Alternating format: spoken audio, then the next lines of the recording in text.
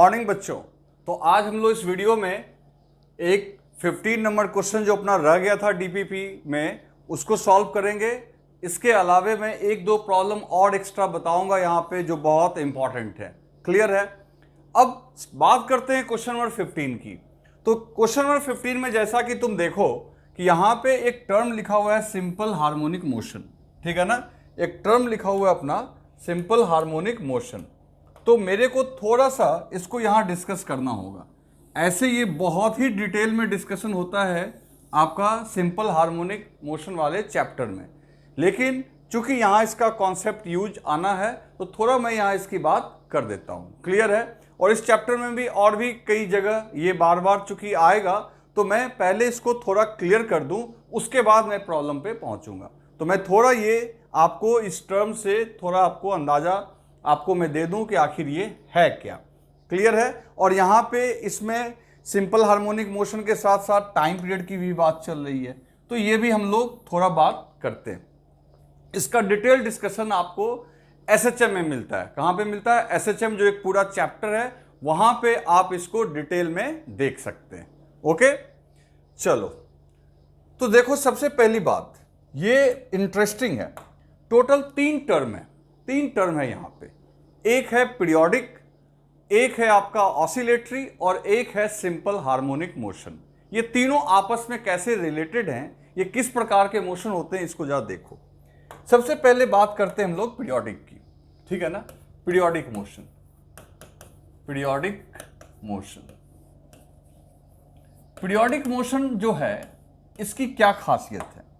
Periodic motion में क्या होगा बच्चों, नाम से ही क्लियर है कि यहां पे पार्टिकल अपने मोशन को रिपीट करता है।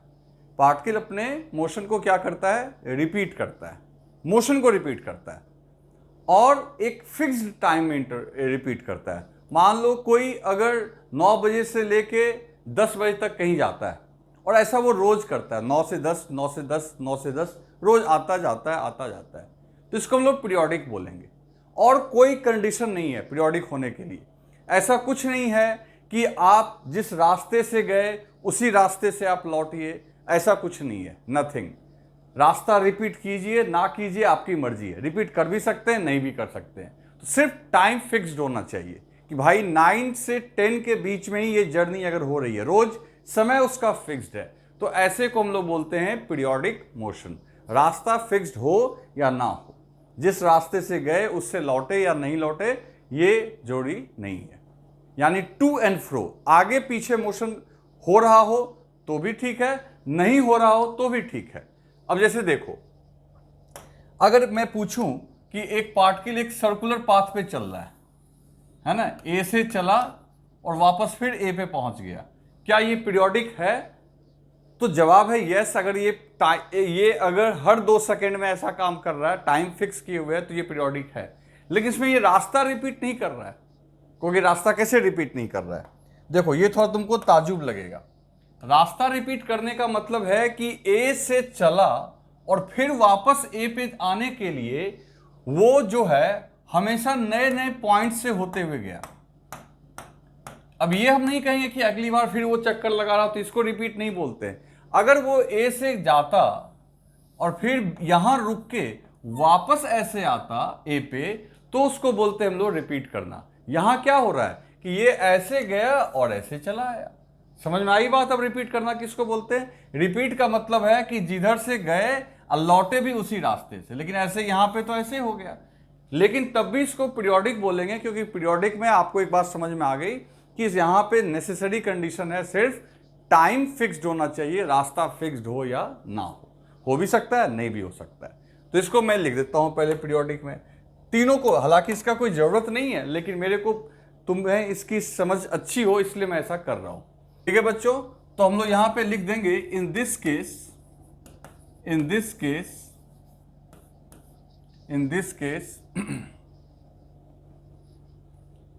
motion of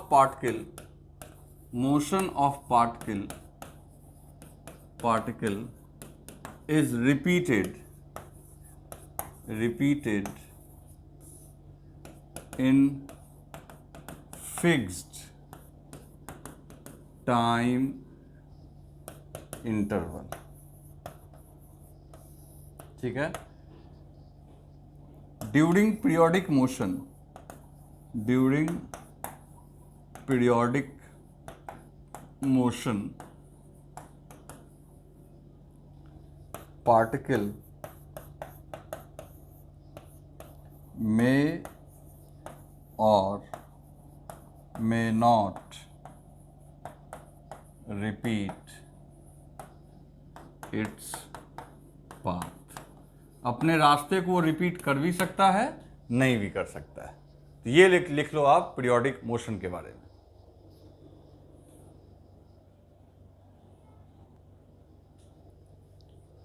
दूसरा है बच्चों oscillatory motion.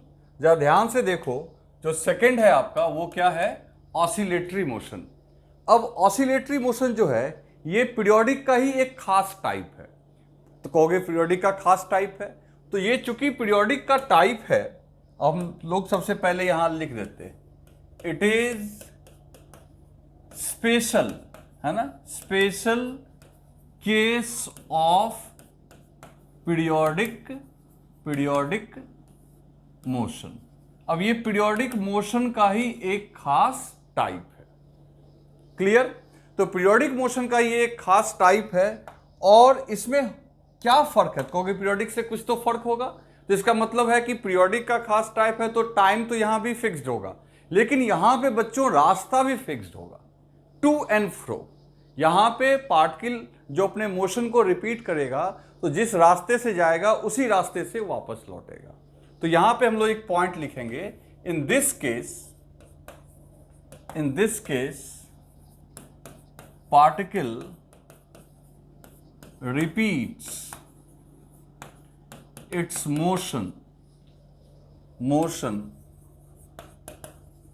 On fixed path. किस पाथ पे? Fixed path. और जो पैटर्न होगा, जो उसका पैटर्न होगा, पैटर्न करने का मतलब जो मोशन का पैटर्न होगा वो होगा to and fro. To and fro का मतलब आगे जाना, पीछे आना। ठीक है। अब ये जो टू एंड फ्रो मोशन जो करेगा इस केस में, जैसे मान लो ये लाइन है, ठीक है, तो ऑसिलेटरी मोशन में क्या होता है कि एक कोई फिक्स्ड पॉइंट होता है बीच में, ये फिक्स्ड पॉइंट। अब इस फिक्स्ड पॉइंट को हम लोग यहां नाम देते हैं बच्चों मीन पोजीशन। क्या नाम देते हैं? Mean position. और ये आपका यहां पे नेट फोर्स जो होता है वो क्या होता है? जीरो। जब पार्टिकल मीन पोजीशन पे होगा तो नेट फोर्स क्या होगा उसका? जीरो। अब सीधी सी बात है कि जब ये यहां पे होगा तो उस पर नेट फोर्स, मान लो यही पार्टिकल है, नेट फोर्स क्या होगा? जीरो।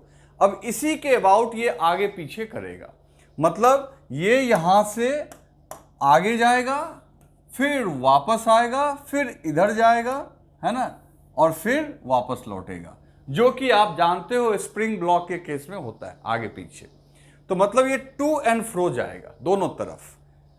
ठीक है। अगर हम देखें कहीं से तो इसी रास्ते पे गया, फिर आया, फिर गया, फिर आया, रास्ते को रिपीट कर रहा है किसी भी एक पॉइंट पे। जैसे इसी पॉइंट पे कभी है तो जाने के लिए ऐसे गया और फिर वापस सारे पॉइंट से होते हुए आएगा। तो ऐसा मोशन अगर हो तो उसको हम लोग क्या बोलते हैं? Oscillatory motion. तो ऑसिलेटरी मोशन में पार्टिकल आपका फिक्स्ड पार्ट पे टू एंड फ्रो मोशन करता है। और ऑसिलेट तो ऐसा कब हो सकेगा? तो तुम खुद सोचो कि कोई पार्टिकल आगे जाके पीछे कब आएगा, तो निश्चित तौर पे उसको वापस खींचने वाला कोई फोर्स होना चाहिए, नहीं तो फिर वो चलता चला जाएगा। तो ऑसिलेटरी मोशन में आपका निश्चित तौर पे एक रीस्टोरिंग फोर्स लगता है। ठीक है। यानी ये पार्टिकल जब ये ब्लॉक यहां पे आएगा तो इसके अपोजिट डायरेक्शन में एक फोर्स लगना चाहिए, जिस फोर्स को हम लोग बोलते हैं रीस्टोरिंग फोर्स। तो पहले आप इसको लिखो, फिर मैं उसको लिखता हूं। लिख लिया आपने? चलो अब देखो, for oscillatory motion,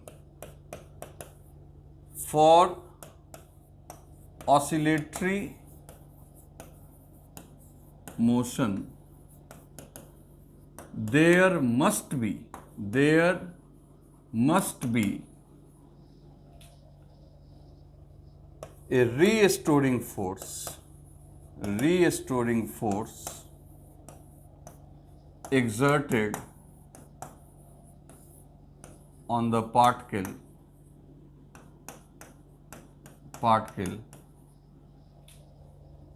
when it is displaced from mean position। ध्यान दो, मैंने क्या लिखा कि ऑसिलेटरी मोशन के लिए there must be a restoring force exerted. Exert मतलब लगना। जैसे ही मैं इसको ऊपर कर दूं, आपने लिख ही लिया होगा, ये डायग्राम में रहने तो जैसे ही पार्टिकल को, ध्यान दो, जैसे ही पार्टिकल को तुम इधर ले गए मतलब मान लो ये पॉजिटिव एक्स एक्सिस है, तो पार्टिकल का डिस्प्लेसमेंट अगर पॉजिटिव में होगा तो उस पर ऑटोमेटिकली एक फोर्स लगने लगेगा नेगेटिव डायरेक्शन में, तब ना उसको कहीं जाके रोकेगा और फिर वापस ले आएगा। तो बच्चों, वो जो उसको वापस लेके आएगा मीन पोजीशन पे, तो उस फोर्स को हम लोग बोलते हैं रीस्टोरिंग फोर्स। उसके बिना तो आपका ऑसिलेटरी हो ही नहीं सकता है। क्लियर? तो ये बात समझ लो कि ऑसिलेटरी मोशन के लिए वहां पे रीस्टोरिंग फोर्स लगना चाहिए। अब देखो, अब उसके ऊपर फोर्स तो लगना चाहिए। रीस्टोरिंग फोर्स याद रखना हमेशा मीन पोजीशन की तरफ लगेगा, चाहे इधर जाएगा तो इधर खींच के लाएगा, इधर जाएगा तो इधर खींच के लाएगा। अब ये रीस्टोरिंग फोर्स अगर है तो पार्टिकल पे अगर फोर्स है तो पार्टिकल पे एक्सेलरेशन भी आएगा। तो फ्रॉम न्यूटन सेकेंड लॉ यहां पे हम कह सकते हैं, from Newton second law during oscillatory motion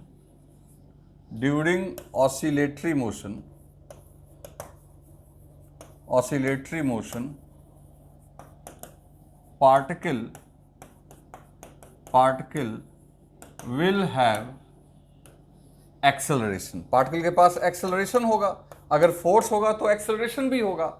और वो जो एक्सेलरेशन होगा, अब जब गौर करना, वो एक्सेलरेशन जो होना चाहिए वो डिस्प्लेसमेंट के प्रोपोर्शनल होना चाहिए, और वो भी ऐसा नहीं है कि डायरेक्टली प्रोपोर्शनल होना चाहिए। यहां मैंने लिख दिया n का मतलब है कि यहां n कुछ भी हो सकता है, एनीथिंग। ऐसा नहीं है कि ये कोई लीनियर इक्वेशन है, कुछ भी हो सकता है। n एक्स स्क्वायर्ड हो सकता है, एक्स क्यू हो सकता है, या डायरेक्टली प्रोपोर्शनल टू एक्स हो सकता है। n की वैल्यू कुछ भी हो सकती है। तो कहने का मतलब है कि एक्सेलरेशन जो होना चाहिए वो x के ऊपर डिपेंड करना चाहिए। और अगर वेक्टर फॉर्म में दिखाएंगे तो एक्सेलरेशन और डिस्प्लेसमेंट का डायरेक्शन अपोजिट होगा, तो यहां माइनस भी लगा दो। माइनस करने का मतलब जब आप इधर इसको पॉजिटिव एक्स में ले जा रहे हो तो फोर्स लग रहा है पीछे, तो पीछे फोर्स का मतलब एक्सेलरेशन पीछे। तो यहां पे ऑसिलेटरी होने के लिए एक्सेलरेशन को डिस्प्लेसमेंट के प्रोपोर्शनल होना चाहिए, लेकिन मैं डायरेक्टली प्रोपोर्शनल की बात इसलिए नहीं कर रहा हूं क्योंकि n की वैल्यू कुछ भी हो सकती है, 1 2 3 4 5 6 एनीथिंग, या 1/2 1/3, या -1/2 -1/2, कुछ भी हो सकता है। तो ये आपका ऑसिलेटरी का हुआ। तो कहोगे अब सिंपल हार्मोनिक क्या है? अब देखो, सिंपल नाम से ही सिंपल है, तो ये ऑसिलेटरी तो कठिन हो गया क्योंकि n की वैल्यू कुछ कर सकते हैं। तो ऑसिलेटरी की सारी चीजें वैलिड हैं, यही A to Z, सारी चीजें A to Z यही वैलिड है। बस मेरे को यहां पे क्या करना होगा कि n के जगह 1 कर देना होगा। अगर हमारा कोई मोशन n के जगह 1 हो तो उसको हम लोग कैटेगराइज करेंगे एज ए सिंपल हार्मोनिक। तो इसका मतलब है कि सिंपल हार्मोनिक भी कोई नया प्रकार नहीं हुआ। जैसे पीरियोडिक का स्पेशल केस ऑसिलेटरी हो गया, वैसे ही ऑसिलेटरी का एक स्पेशल केस को हम लोग क्या बोलते हैं बच्चों? सिंपल हार्मोनिक, जहां पे एक्सेलरेशन जो है वो डिस्प्लेसमेंट के डायरेक्टली प्रोपोर्शनल होता है, यानी n की वैल्यू 1 कर सकते हैं। और बाकी सारी कंडीशन वही है एसएचएम के लिए भी, कि आपका मीन पोजीशन होना चाहिए, फिक्स्ड पॉइंट होना चाहिए, रीस्टोरिंग फोर्स होना चाहिए, to and fro motion move होगा, सब कुछ वही होगा। सिर्फ आपको एक काम करना होगा कि n के जगह आपको क्या रख देना है? 1। अगर उस शर्त को कोई फॉलो करता है तो उस मोशन को क्या बोलेंगे? एसएचएम। इसको पहले राइट डाउन करो, फिर मैं उसकी बात करता हूं। अब बच्चों बात करते हैं सिंपल हार्मोनिक की। तो सिंपल हार्मोनिक के बारे में आप बहुत आराम से लिख सकते हो, it is special type of oscillatory motion. अब जैसे ही ये ऑसिलेटरी मोशन का टाइप है, तो क्या क्या पॉइंट पे आप टिक आउट कर सकते हो कि इसमें भी मीन पोजीशन होगा, मीन पोजीशन जिसके अबाउट वो आपका ऑसिलेट कर रहा होगा, मतलब मूव कर रहा होगा, यानी ये टिक मार्क। रीस्टोरिंग फोर्स यहां भी होगा, रीस्टोरिंग फोर्स यहां भी होगा, यहां भी रीस्टोरिंग फोर्स और डिस्प्लेसमेंट का डायरेक्शन अपोजिट होगा। जो आपका रीस्टोरिंग होगा वो अपोजिट होगा, किसके? Opposite to displacement. ये सारी बातें मैंने यहां लिख दिया फिर से कि ये सब कुछ होगा। यहां पे टू एंड फ्रो मोशन हो रहा होगा, टू एंड फ्रो हो रहा होगा, टू एंड फ्रो, ये सब कुछ हो रहा होगा यहां भी। लेकिन यहां पे खास क्या होगा? तो बच्चों यहां पे खास ये हो रहा होगा कि इसका जो एक्सेलरेशन होगा, अगर वेक्टर के हिसाब से लिखें तो वो -x, इसको ही वेक्टर लिख दो, इसके प्रोपोर्शनल होगा। या स्केलर फॉर्म में लिखें तो स्केलर फॉर्म में सीधा लिख देंगे कि acceleration is directly proportional to displacement. मतलब कि अगर ये सेटिस्फाई हो रहा है तो इसका मतलब है पार्टिकल SHM है। यानी इस केस में n का वैल्यू 1 ले लिए, जो आपका था ना a is proportional to x का पावर n, तो n का वैल्यू 1 मैंडेटरी है। अगर ऐसा हो गया तो ये SHM कहलाएगा, जहां a जो है ये है आपका एक्सेलरेशन ऑफ पार्टिकल, और जो x है ये है आपका displacement of particle from mean position. ठीक है, मीन पोजीशन। आ रही है बात समझ में? तो ये आपका अगर कंडीशन सेटिस्फाई होता है तो इसको हम लोग SHM बोलते हैं। ये आपको समझाना जरूरी था इस प्रॉब्लम को डिस्कस करने के लिए, क्योंकि ये यूज आता है। अब इसमें कुछ काम और भी कर सकते हैं, जैसे अब ये प्रोपोर्शनल के साइन को इक्वलिटी में कन्वर्ट करना है तो कोई कांस्टेंट मान सकते हैं। अब वो कांस्टेंट C मान सकते हैं, ए तो नहीं मान सकते, B मान सकते हैं, जो मर्जी हो। लेकिन यहां हमने जो कांस्टेंट माना है वो माना है ओमेगा स्क्वायर। थोड़ा अजीब सा है लेकिन आप इसको समझिए। अब ऐसा क्यों माना है, ऐसा क्या है, ये तो हम लोग SHM वाले चैप्टर में ही जानते हैं, लेकिन यहां हम लोग को इसका यूज नहीं है। बस आप ये समझो कि ये आपका क्या है, एक कांस्टेंट। ये एक कांस्टेंट है जिसका हम लोग इस्तेमाल करेंगे।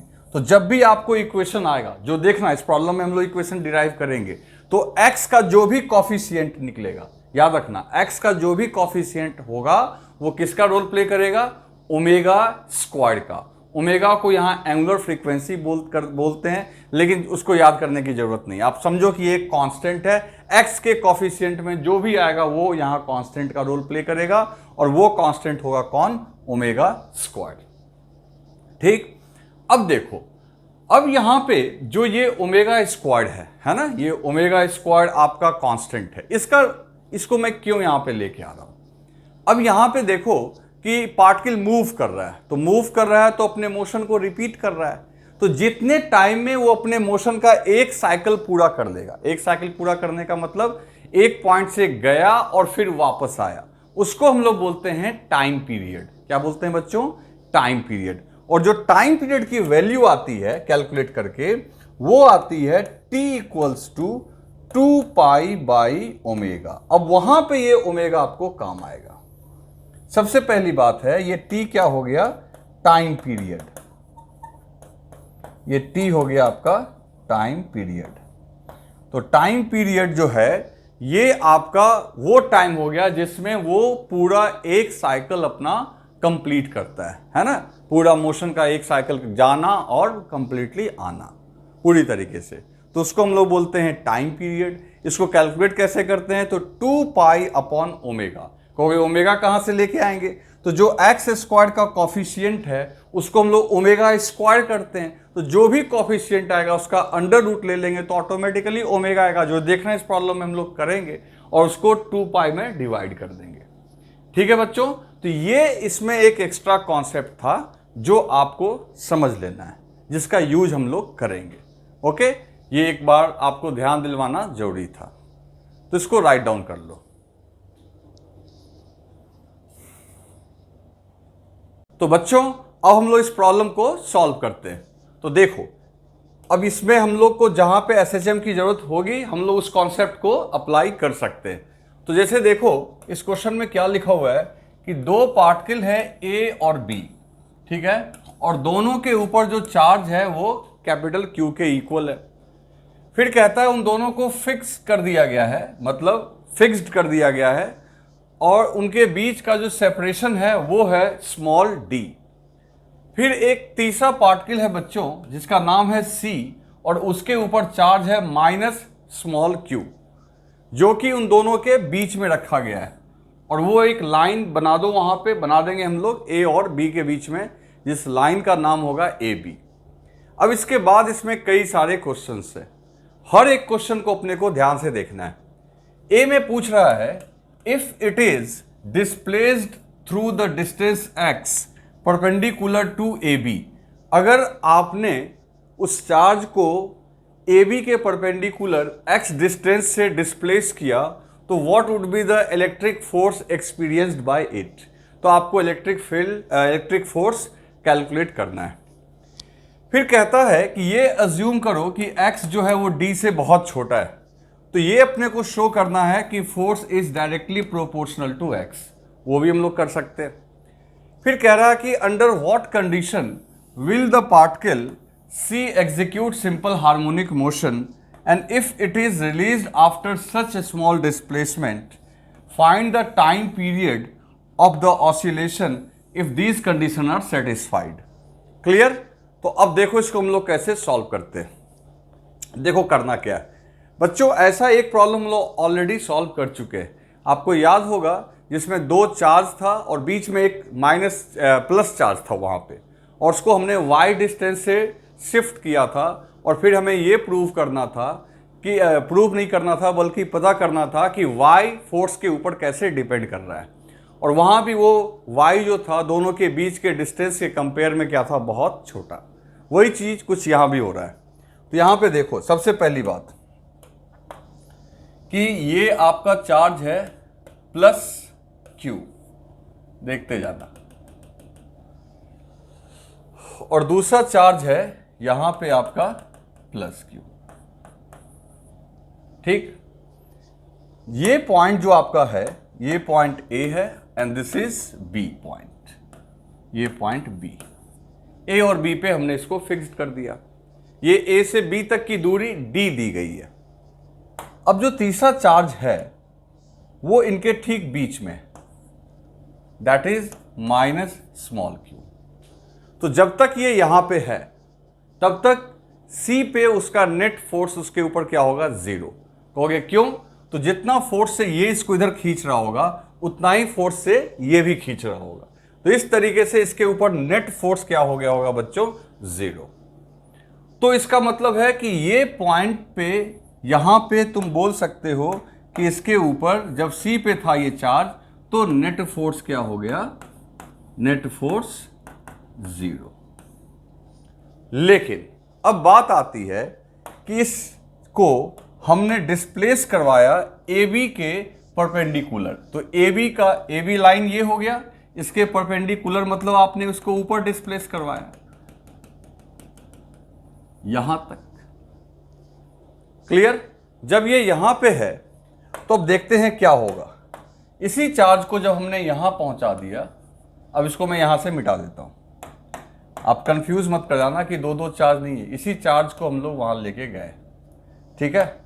और ये जो डिस्टेंस है आपको ये डिस्टेंस दिया गया है x, दिस इज x, और ये पूरा डिस्टेंस है आपका d यहां से यहां तक, और साथ ही साथ ये लिखा हुआ है कि x जो है वो d से बहुत छोटा है। एक क्वेश्चन के जवाब में आपको इसको भी यूज करना है। खैर आगे की बात, पहले तो ये पूछा गया ए में कि आखिर जब आपने इसको यहां पे रखा तो इस पे फोर्स कितना लगेगा। तो देखो कैसे लगेगा, ये तो हम लोग कर चुके हैं ऐसा क्वेश्चन। अब प्लस क्यू जो है इस माइनस क्यू को अपनी ओर अट्रैक्ट करेगा, ठीक है। ठीक इसी तरीके से सिमेट्री से ये भी अट्रैक्ट करेगा, इस तरीके से। अब यहां से देखो डिस्टेंस और यहां से डिस्टेंस, दोनों डिस्टेंस क्या है, इक्वल है ना। कैसे, तो ये हो जाएगा आपका dy2 और ये भी हो जाएगा dy2 और ये x है, तो इसको ना z मान लो। तो z इक्वल्स टू हो जाएगा बच्चों, पैथागोरस लगा देंगे तो under root d² plus x square. अब इस पे फोर्स इधर F लग रहा है और इस पे भी F इधर लग रहा है, दोनों फोर्स लग रहे हैं। फिर याद करो ऐसा हमने क्वेश्चन कर रखा है। अब जब नेट फोर्स निकालने की बात आएगी तो बेहतर ये होगा कि इसका कंपोनेंट तोड़ दो, उससे काम आसान हो जाएगा। मान लेते हैं इस एंगल को थीटा, तो ये वाला एंगल भी हो जाएगा थीटा। तो ऑटोमेटिकली फोर्स का जो है एक कंपोनेंट, अब यहां मैं अलग से डायग्राम ड्रॉ करके दिखा दे रहा हूं। एक कंपोनेंट आएगा F cos थीटा और दूसरा कंपोनेंट इधर आएगा F sin थीटा, क्योंकि जिसके साथ एंगल बनता है उसके साथ कॉस, दूसरा साइन। ठीक इसका भी यही होगा, एक नीचे की ओर ही रहेगा तो उसको ऐसा करते हैं हम लोग 2f cos थीटा कर देते हैं, डबल हेड बना दिए 2f cos थीटा। और दूसरा कंपोनेंट इधर जाएगा, that is f sin theta. तो तुम देख सकते हो कि इन दोनों का जो f sin थीटा है ये एक दूसरे को कैंसिल कर देगा, तो जो नेट फोर्स निकल के आएगा वो 2f cos थीटा के इक्वल होगा। और f की वैल्यू कितनी होगी, तो कूलम लॉ से F equals to K into capital Q into small q, बिना साइन के रखेंगे। और दोनों के बीच का जो डिस्टेंस है Z, ये हो जाएगा Z स्क्वायर। क्लियर। और इस ट्रायंगल में देखो cos थीटा की अगर बात चल रही है तो cos थीटा इक्वल्स टू हम लोग लिख सकते हैं, this is base, that is x upon z। तो बच्चों इस तरीके से नेट फोर्स जो लग रहा होगा उसके ऊपर वो लग रहा है 2f cos थीटा। और 2f cos थीटा की जगह, तो 2 की जगह 2, f की जगह लिख दोगे k capital Q small q upon z square into cos theta की जगह लिख देंगे बच्चों x अपॉन z।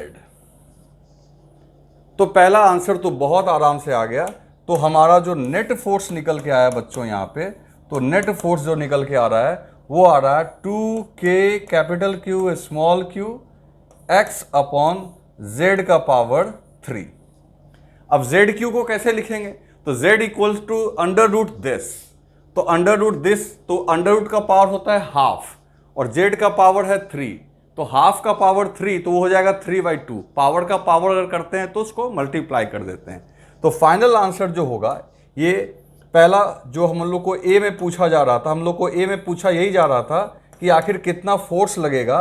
तो फोर्स लग रहा होगा बच्चों d² 4 प्लस x स्क्वायर और पावर हो गया 3/2। This is answer of first question. Clear. तो अभी तक तो आपको इसमें बहुत नया नहीं मिला होगा, ऐसा क्वेश्चन हम लोग कर चुके हैं जो ये ए पार्ट में था, ठीक है ना। अब बी पार्ट में देखते हैं। बी में कहता है कि अगर ये मान लीजिए कि x d से, अच्छा ये नेट फोर्स किधर लग गया, नीचे की ओर। ये ध्यान दिए ना, नेट फोर्स जो लगा वो डाउनवर्ड डायरेक्शन में, यानी पार्टिकल पे नीचे की ओर फोर्स लगेगा। तो बी पार्ट में कहता है कि अगर x d से बहुत छोटा हुआ तो आपको प्रूव करना है कि ये जो आपका नेट फोर्स है वो x के डायरेक्टली प्रोपोर्शनल है। अभी आप डायरेक्टली नहीं बोल सकते हो, आप कहोगे सर यहां पे दिख रहा है डायरेक्टली, तो भाई नीचे में भी तो x है, उसका क्या करोगे। लेकिन ये कंडीशन में देखो क्या होगा, पहले इसको राइट डाउन करो।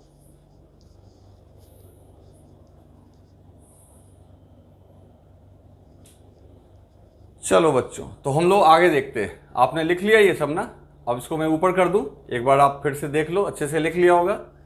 अब देखो मैं इसको ऊपर कर दे रहा हूं। अब यहां पे क्या बोल रहा है कि जो आपका नेट फोर्स है, ठीक है, वो अगर x बहुत छोटा हुआ, कंडीशन हम लोग लगा देते हैं, यहां पे हम लोग एक कंडीशन लगा देते हैं। कंडीशन ये है कि x बहुत बहुत छोटा है किससे, d से, है ना। x बहुत छोटा है d से। तो सीधी सी बात है, अगर ऐसा होगा तो बच्चों इसका मतलब एक्स स्क्वायर तो बहुत ही छोटा हो जाएगा डी स्क्वायर से, है ना, क्योंकि स्क्वायर तो उसका और छोटा हो जाएगा, और कोई बहुत छोटे मोटे चीज को किसी में ऐड करने से फर्क नहीं पड़ता है। तो हम लोग बहुत आराम से D square by 4 plus x square को लगभग लिख सकते हैं डी स्क्वायर बाई 4। आ रही है बात समझ में? एक्स को हम लोग नेग्लेक्ट कर देंगे, एक्स स्क्वायर को, क्योंकि एक्स स्क्वायर डी स्क्वायर से बहुत छोटा है। अब आ जाओ इधर, तो इधर देखते हैं। तो ये हो गया आपका 2k capital Q small q into x, और नीचे में लिख देते हैं D square by 4, D square by 4 का पावर 3/2। ठीक है, अब इसको कैसे सॉल्व करें भाई? तो डी स्क्वायर बाई 4 को बहुत आराम से आप लिख सकते हो। डी स्क्वायर को जैसे देखो क्या करेंगे, 2 कैपिटल, हालांकि हमारा प्रूव हो गया, हमको नेट फोर्स एक्स के डायरेक्टली प्रोपोर्शनल करना था, हम यहाँ भी आंसर कर सकते हैं, लेकिन इसको भी सॉल्व कर देते हैं। तो देखो 2k small q into x, और देखो इसको d/2 का पावर 2 कर देते हैं, और फिर पावर का पावर है यानी कि उसको मल्टीप्लीकेशन में डाल देंगे 3/2, और यहाँ से 2 कैंसिल हो गया। तो 2 कैंसिल हो गया तो सीधा d का पावर 3 हो जाएगा, और नीचे में 2 का पावर 3, तो 2 का पावर 3 हो जाएगा 8, और वो 8 चला जाएगा ऊपर, और नीचे रह जाएगा सिर्फ डी स्क्वायर। तो बच्चों ये 8 ऊपर गया, तो 8 into 2 16k small q x upon d q. आ रही है बात समझ में? तो ये फोर्स लगेगा यदि x आपका d से बहुत बहुत छोटा होगा, तो इसका मतलब है कि उसके ऊपर जो फोर्स लगेगा 16k small Q by D q into x. कैसे हुआ ये मैंने यहाँ पे सॉल्व कर दिया, और मेरे को यही प्रूव करना था, हेंस प्रूव्ड, कि आपका जो फोर्स है वो डायरेक्टली प्रोपोर्शनल हो जाए x के, जो कि आप देख सकते हो x अगर d बहुत छोटा होगा तो ऐसा होगा। क्लियर? तो इसको राइट डाउन कर लो।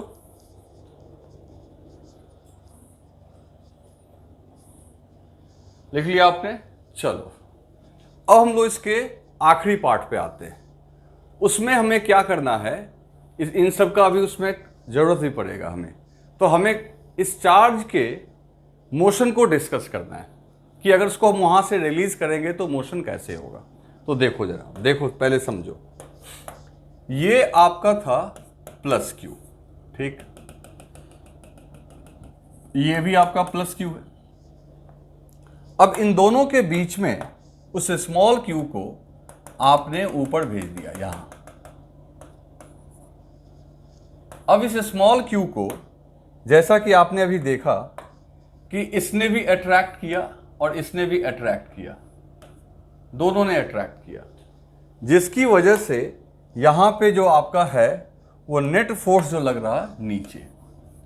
तो ये जो नेट फोर्स लगा था, कितना लगा था बच्चों?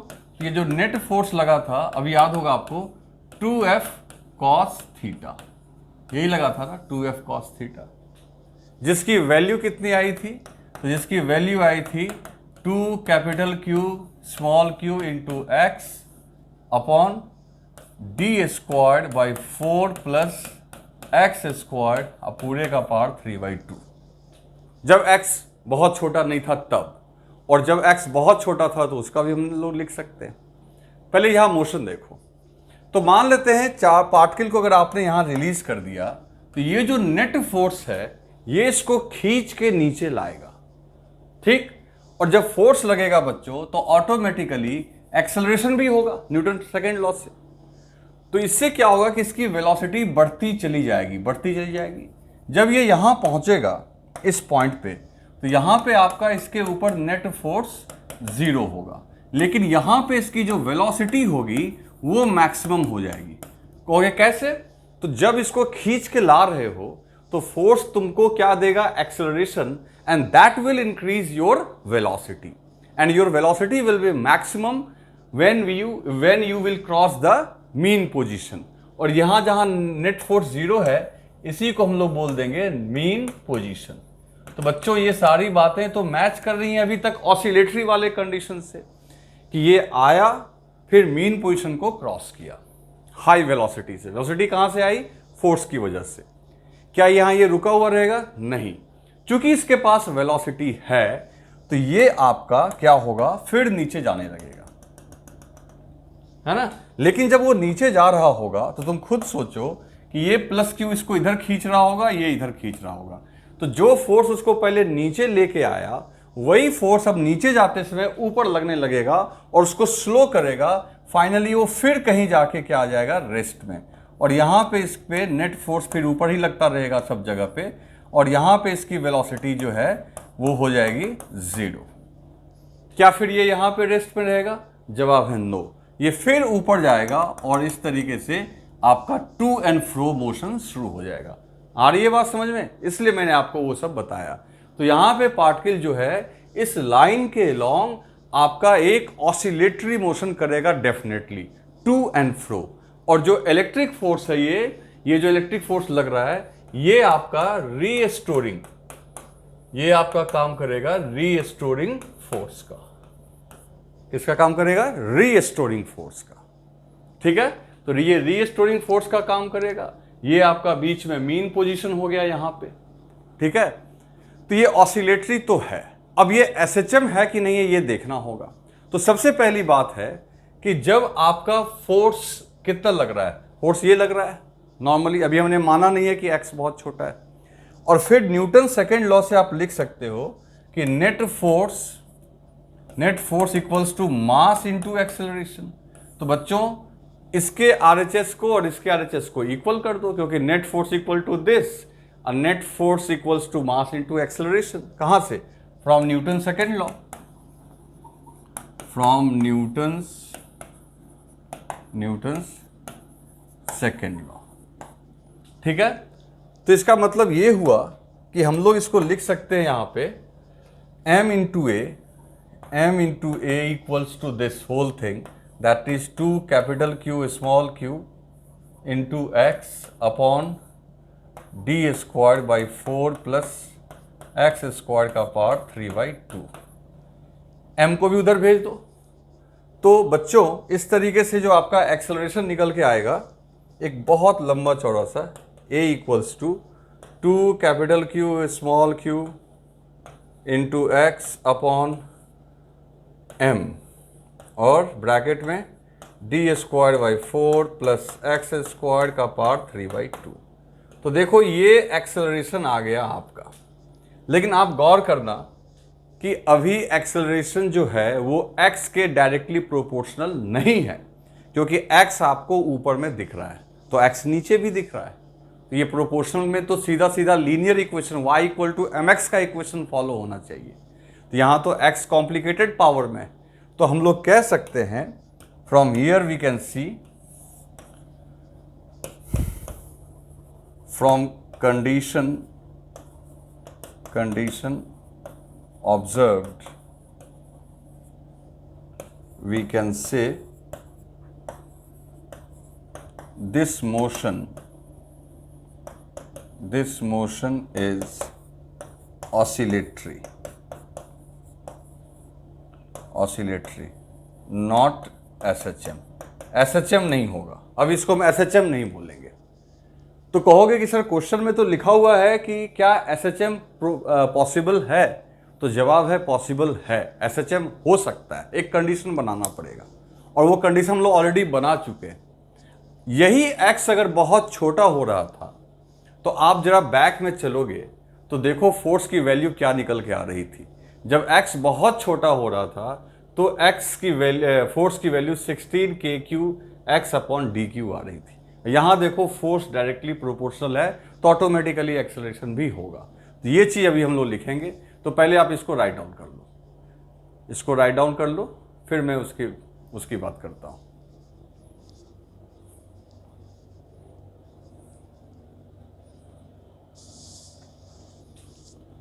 लिख लिया आपने? चलो अब हम लोग यहां पे बात करेंगे कि इफ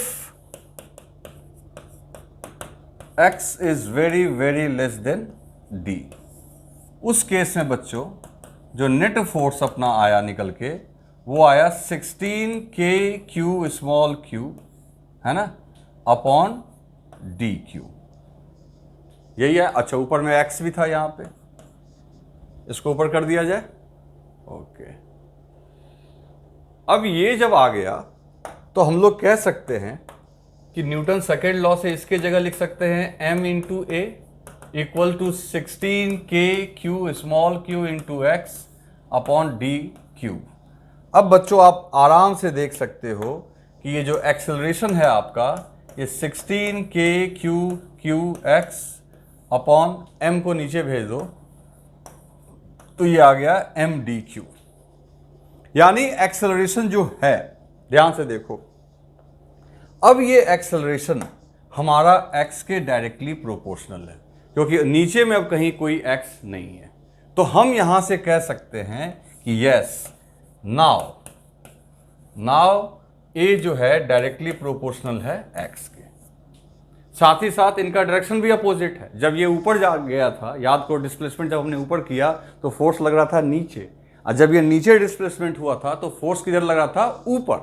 क्लियर है? तो now x is directly proportional to x, so this is SHM। ये इक्वेशन है किसके लिए? SHM के लिए। तो बच्चों अब ये कह सकते हैं कि आपका ये जो equation this indicates that particle will perform SHM for very small displacement। ठीक है, पार्टिकल SHM करेगा लेकिन बहुत ही छोटे से डिस्प्लेसमेंट के लिए। क्लियर है बच्चों? तो इस तरीके से हम लोग ये बात कह सकते हैं। अब लेकिन अब यहां पे देखो, अब एक चीज देखो कि टाइम पीरियड, तो हमने कुछ देर पहले देखा था SHM के इक्वेशन में कि आपका क्या था? A equals to omega square x, यही इक्वेशन था ना। और टाइम पीरियड का फॉर्मूला मैंने लिखवाया था 2 पाई बाई ओमेगा। और ओमेगा क्या है? ओमेगा स्क्वायर कौन है? एक्स का कॉफिशिएंट। तो यहां एक्स को छोड़ के देखो, एक्स को छोड़ के बाकी ये जो बच रहे हैं ना, ये वाले, ये रोल प्ले करेगा किसका? ओमेगा स्क्वायर का। तो कोई बहुत मुश्किल चीज तो है नहीं, एक्स को छोड़ के बाकी जो बचे उसको ओमेगा स्क्वायर आपको लिख देना है। तो ऑटोमेटिकली बच्चों ओमेगा इक्वल्स टू, अगर ये पूरा ओमेगा स्क्वायर है तो ओमेगा होगा अंडर रूट कितना होगा? 16 के क्यू स्मॉल क्यू, अब फिर एक्स मत लिख देना, एक्स तो अलग है, upon m d q. This is value of omega. और टाइम पीरियड जो हो जाएगा बच्चों इसका, वो हो जाएगा 2 पाई बाई ओमेगा। तो ये ओमेगा अंडर रूट दिस है, तो ओमेगा डिनोमिनेटर में, तो इसको ठीक उल्टा कर दो। तो फाइनल आंसर आप लिख देना, that is 2 pi under root, जो डिनोमिनेटर में उसको न्यूमिनेटर में कर दो, m d q divided by 16 k Q small Q. तो इस क्वेश्चन को आप कई बार रिवाइज करना, क्योंकि इसमें बहुत सारा कॉन्सेप्ट आपको मैंने बताया, ऑसिलेटरी का हो या फिर SHM का हो। तो इसको राइट डाउन कर लो।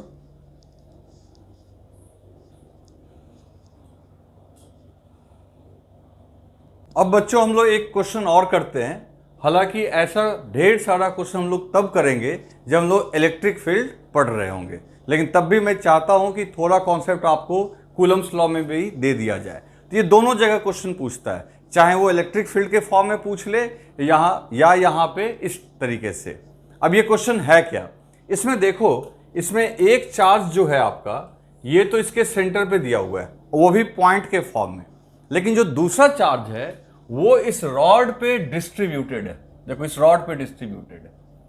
तो सबसे बड़ी दिक्कत तो ये आ गई कि एक पॉइंट चार्ज है लेकिन दूसरा डिस्ट्रीब्यूटेड है। लेकिन अपने को टेंशन नहीं है, क्योंकि हमने एक क्वेश्चन डीपीपी में सॉल्व किया था पॉइंट चार्ज और डिस्ट्रीब्यूटेड के बीच में। करना यही होता है कि डिस्ट्रीब्यूटेड में एक छोटा सा चार्ज कट करते हैं हम लोग, जिसको डी क्यू बोलते हैं, जिसको पॉइंट मान के हम लोग फोर्स दिखा सकते हैं, और फिर प्रॉपर तरीके से उसको इंटीग्रेट करना होता है। वही काम हम लोग यहाँ भी करना चाहेंगे। बस यहाँ पे आपको लिमिट लेते समय थोड़ा दिमाग लगाना होगा। तो देखो ये सेमी सर्कुलर रिंग है और रिंग के ऊपर ये चार्ज प्लस क्यू जो है यूनिफॉर्मली डिस्ट्रीब्यूटेड है। यूनिफॉर्मली डिस्ट्रीब्यूटेड करने का मतलब ये आपका यूनिफॉर्मली डिस्ट्रीब्यूटेड, ठीक है, सभी जगह समान रूप से। यानी इसकी लेंथ होगी पाई आर, है ना। इसको अगर एक रॉड बना देंगे तो circumference half of the circumference के बराबर होगी, यानी पाई आर। तो पाई आर पे कितना चार्ज डिस्ट्रीब्यूटेड है, प्लस क्यू, और उसकी वजह से सेंटर पे जो एक पॉइंट चार्ज है वहां पे आपको फोर्स निकालना है। तो इसमें कैसे कट करेंगे, तो आप इसको अच्छे से सीखो, जो मैं जिस तरीके से आपको बता रहा हूं आप सीखो। बच्चों ये तो पॉइंट चार्ज है प्लस से स्मॉल क्यू, लेकिन इसमें से कट करना होगा। तो अब ये एक आर्क है, तो एक और रेडियस इसका आर है, तो इसमें क्या करेंगे हम लोग, एक छोटा सा चार्ज काटने के लिए सेंटर पे डी थीटा एंगल बनाता हुआ, ठीक है ना, एक छोटा सा आर्क कट कर दो। ऐसा हम लोगों ने सेंटर ऑफ मास और रोटेशन में कर रखा है ना, ऐसा कटिंग वटिंग हमने कर रखा है वहां पे। तो इसके आर्क की लेंथ हो जाएगी आर डी थीटा। ये हम लोग ज्योमेट्री से जानते हैं कि सेंटर पे अगर डी थीटा एंगल बना रहा है तो ये लेंथ कितनी हो जाएगी, आर डी थीटा। और इस आर डी थीटा में कितना चार्ज मौजूद है, डी क्यू। अब ये डी क्यू कैसे निकलेगा, तो पहले आप इसको लिख लो, इसको फटाफट लिख लो, मैं इसे मिटा दूंगा, इसे आप लिख लो फटाफट। ये डी क्यू कैसे निकलेगा बच्चों, तो देखो अब पाई आर टोटल लेंथ है यहां से लेके यहां तक, तो पाई आर में क्यू चार्ज, तो 1 में आपका कितना हो जाएगा, q upon pi r. Simple सी बात है, पाई आर में क्यू चार्ज, तो 1 लेंथ यूनिट लेंथ में q upon pi r. Charge by length, इसी को आप लैम्डा भी बोल सकते हो, आगे देखना लैम्डा के फॉर्म में भी दिया हुआ रहता है।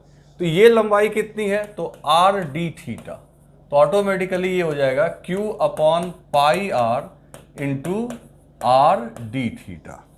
अब यहां से आर को कैंसिल कर दो, आर को आर से कैंसिल कर दो, तो डी क्यू की जो वैल्यू निकल के आ रही है Q D theta by pi, ये डी क्यू निकल के आपका आ गया, ठीक। अब ये जो छोटा सा चार्ज है डी क्यू, अब तो तुम भूल ही जाओ बाकी के बारे में, पहले इसके बारे में देखो। ये छोटा सा डी क्यू चार्ज इस क्यू को क्या करेगा, रिपेल करेगा। तो ठीक है, रिपेल करेगा तो आप इस तरीके से रिपेल करेगा। छोटा सा चार्ज है तो छोटे से फोर्स से रिपेल करेगा। तो मान लेते हैं डीएफ फोर्स लगाया, और इन दोनों के बीच का डिस्टेंस तो रेडियस के बराबर ही होगा, जो इस रिंग का रेडियस होगा।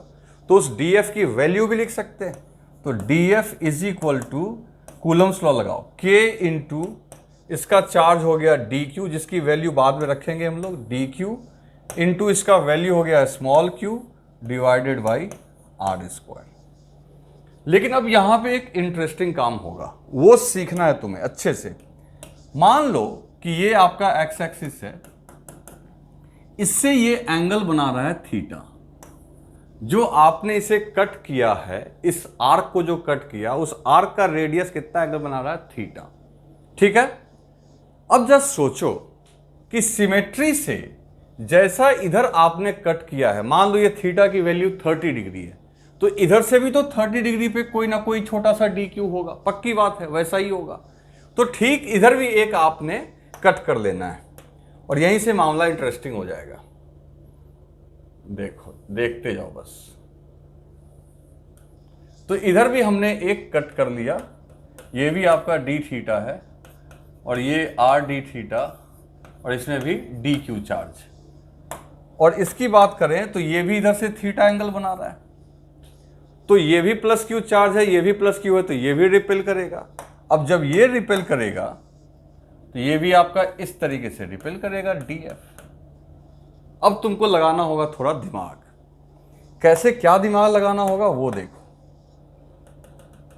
ये वाई एक्सिस ले लो, अगर ये एंगल थीटा है, ये वाला एंगल थीटा, तो बच्चों ये सामने का एंगल ये भी थीटा होगा, और अगर ये थीटा है तो ये भी थीटा होगा। तो ऑटोमेटिकली कुछ देर पहले भी हम लोग ये काम कर चुके हैं कि अब इस DF का एक कंपोनेंट टूटेगा x एक्सिस के लॉन्ग और दूसरा y एक्सिस के लॉन्ग। अब यहां पे आपको बहुत वो कंफ्यूजिंग होगा, तो मैं नीचे करके दिखा रहा हूं कि मान लो ये ऐसे है, ये आपका DF, ये आपका DF, यहां साइड में मैं बना दे रहा हूं ताकि आपको आराम से दिखे। तो हमने ये प्रूव कर लिया कि ये एंगल भी थीटा, ये भी थीटा, तो ये भी थीटा, तो ये DF का ये कंपोनेंट टूटेगा आपका DF कॉस थीटा और नीचे टूट जाएगा DF साइन थीटा। ठीक, इसका भी देखो, ये भी एंगल थीटा है उधर वाले DQ का, तो इसका भी इधर एक कंपोनेंट टूट जाएगा आपका DF कॉस थीटा और नीचे टूटेगा DF साइन थीटा। तो डबल हेड करके यहाँ 2 लिख दो। तो बच्चों अब देखो मामला तो लगभग वैसा ही आ गया। यहाँ पे ये DF कॉस थीटा और ये DF कॉस थीटा एक दूसरे को कैंसिल कर देंगे, तो नेट दोनों का जो इफेक्टिव मतलब जो फोर्स वहाँ पे अनकैंसिल्ड है वो तो 2DF साइन थीटा ही है। और ऐसा सिर्फ इन दोनों के साथ नहीं होगा, बल्कि हर वो जो इधर कट करोगे इधर भी आपको कोई ना कोई कट करने को तो मिल ही जाएगा। तो हर DQ के लिए एक DQ इधर मौजूद है, तो इसका मतलब हर DQ का कॉस वाला कंपोनेंट कट जाएगा और सबका क्या बचेगा, सिर्फ साइन वाला कंपोनेंट। तो इसलिए मैं बोल रहा हूं कि एक तो आपने DF निकाला, अब DF पूरा का पूरा इफेक्टिव नहीं है, इफेक्टिव मतलब जो बच गया, तो इफेक्टिव कितना हुआ, तो अब मैं लिखूंगा DF इफेक्टिव, तो ये होगा आपका DF साइन थीटा। अब कुछ बच्चे सोच रहे होंगे कि 2DF साइन थीटा लिखिए। अरे भाई 2DF साइन थीटा तो मैंने यहां लिखने को लिख दिया, लेकिन एक DQ का तो एक ही DF साइन थीटा होगा ना, दोनों DQ को एक साथ लेंगे तब ना। कहने का मतलब है एक DQ के हिस्से में ये DF, एक DQ की वजह से DF आपने लगाया, तो एक DQ के हिस्से में तो क्या आया आपका DF साइन थीटा ही आया, है ना। अब कहोगे आंसर कैसे निकालेंगे, तो सीधी सी बात है, अब ये तो पता चल गया कि सबका साइन वाला ही कंपोनेंट रहना है। तो अब आपको जस्ट इंटीग्रेशन यानी मैथ यहां से काम करेगा। मैथ के हिसाब से क्या करना है कि आपको ऐसे ऐसे छोटे छोटे DQ कट करने होंगे, ठीक है, और यहां तक कट। पहले इसको आप लिख लो, फटाफट इसको राइट डाउन कर लो, फिर मैं आगे बात करता हूं।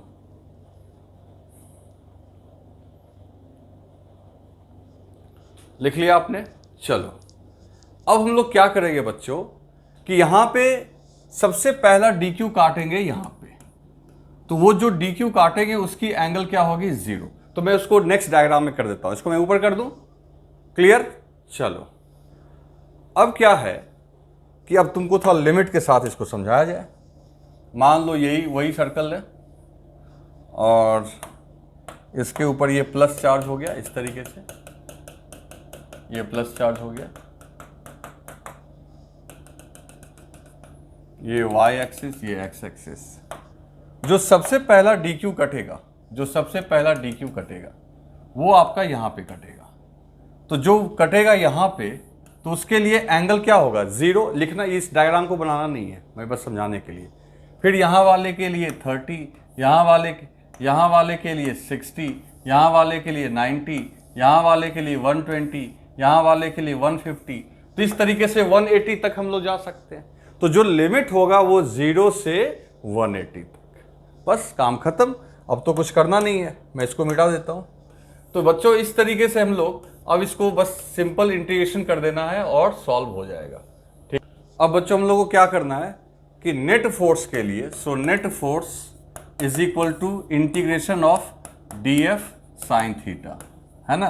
और DF की वैल्यू कितनी है, तो DF की वैल्यू देखो यहाँ पे मैंने लिख रखा है, दैट इज, नीचे कर दूं थोड़ा सा, DF की वैल्यू हो जाएगी